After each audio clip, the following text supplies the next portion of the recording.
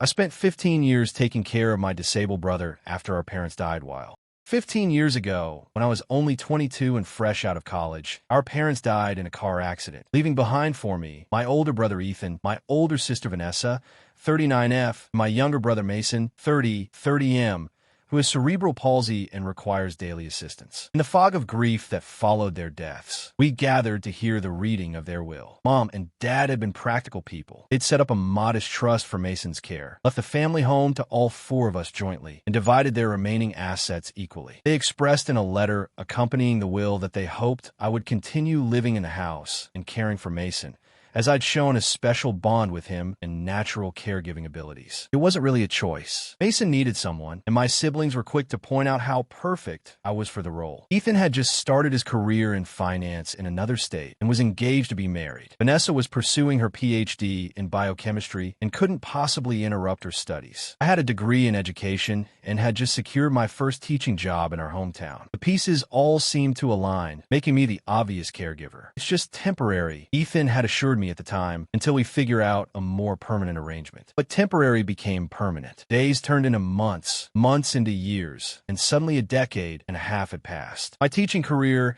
never really took off, as I could only manage part-time work while caring for Mason. I dated occasionally, but serious relationships were difficult to maintain. With my limited free time and significant responsibilities, my life became centered around my brother's needs, doctor's appointments, therapy sessions, and the home we shared. Don't misunderstand. I love Mason deeply. He's sweet, natured, funny, and appreciative. Despite his physical limitations and some cognitive challenges, he's the kindest person I know. He deserved the best care possible, and I did everything I could to provide it. Meanwhile, my other siblings built their lives. Ethan became a successful investment banker, married a lovely woman named Claire, and had 3 children. Vanessa earned her PhD, conducted groundbreaking research, and traveled the world presenting at conferences. They both visited a few times a year, called on holidays, and sent birthday gifts. They contributed to Mason's care financially. Not as much as they could have given their success, but enough that I never felt comfortable complaining. Life settled into a routine. The family home, a 4-bedroom colonial in a nice neighborhood, was aging but still comfortable. Mason and I each had our own rooms. Plus, I maintained a downstairs bedroom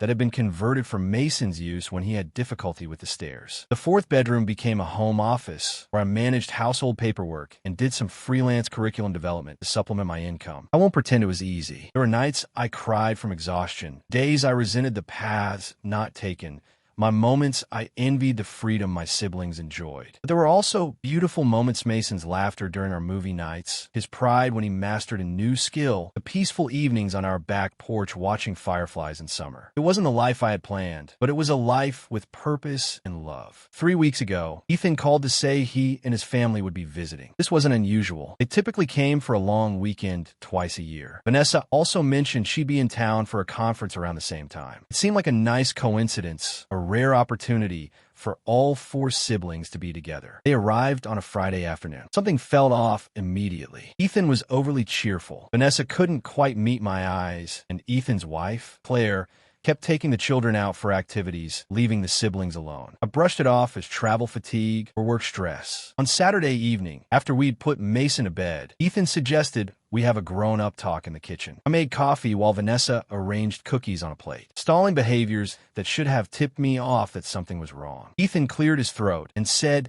they had something important to discuss. I expected perhaps a health scare or career change, but I got instead shatter my world. We've sold the house, he said, his voice steady, businesslike. The closing is in 3 weeks. I thought I'd misheard. The house, our parents' house, Mason's home, my home for the past 37 years, sold without my knowledge, without my consent. Vanessa jumped in, explaining that an investment firm had been buying up properties in the neighborhood offering well above market value. They'd received an incredible offer that they couldn't pass up. I sat in stunned silence as they continued talking. Words like opportunity and financial security and best for everyone floated around me, not quite penetrating the shock. How could you sell the house without my agreement? I finally managed to ask. It belongs to all 4 of us. The siblings exchanged uncomfortable glances. Ethan explained that 5 years ago, they had approached me about some paperwork that needed signing for Mason's trust. I vaguely remembered signing several documents they presented, trusting them completely. What I had actually signed it turns out, was a transfer of my portion of the house ownership to them. "We were so busy with Mason, we didn't want to burden you with the legal details," Vanessa explained,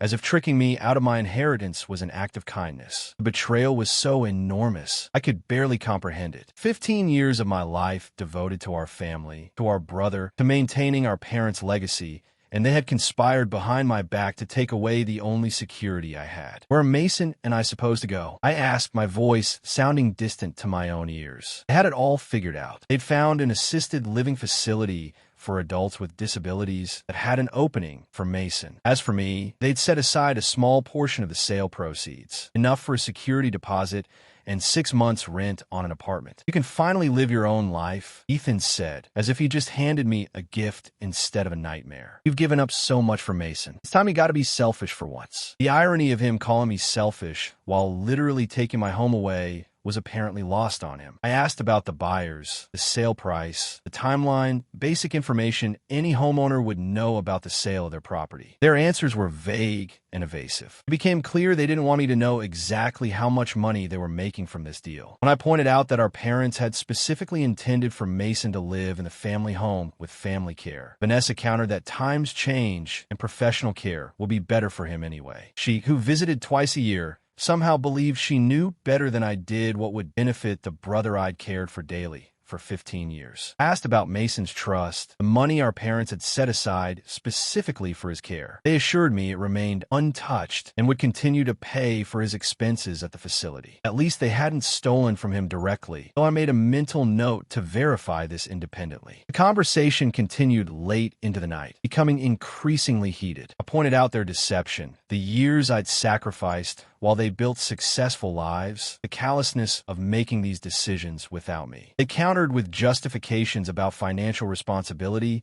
and claims that I was too emotionally attached to see clearly. By morning, the reality had sunk in. I had 3 weeks to find a new place to live, to somehow explain to Mason why we were leaving the only home he'd ever known, and to determine if this facility they'd selected was even appropriate for his needs. I spent Sunday and a days going through the motions of our regular routine while my mind raced with panic and plans. My siblings took Mason out for ice cream, playing the role of doting brother and sister as if they hadn't just demolished our lives. After they left on Sunday evening, I began investigating. First, I contacted a lawyer friend who confirmed my worst fears. If I had indeed signed over my portion of the house ownership, legally, they could sell it without my consent. He recommended a real estate attorney who might be able to delay the sale, but acknowledged it would be an uphill battle. Next, I researched the facility where they planned to place Mason. It had decent reviews, but was located 2 hours away, making regular visits difficult, especially for someone who would now need to work full-time to support.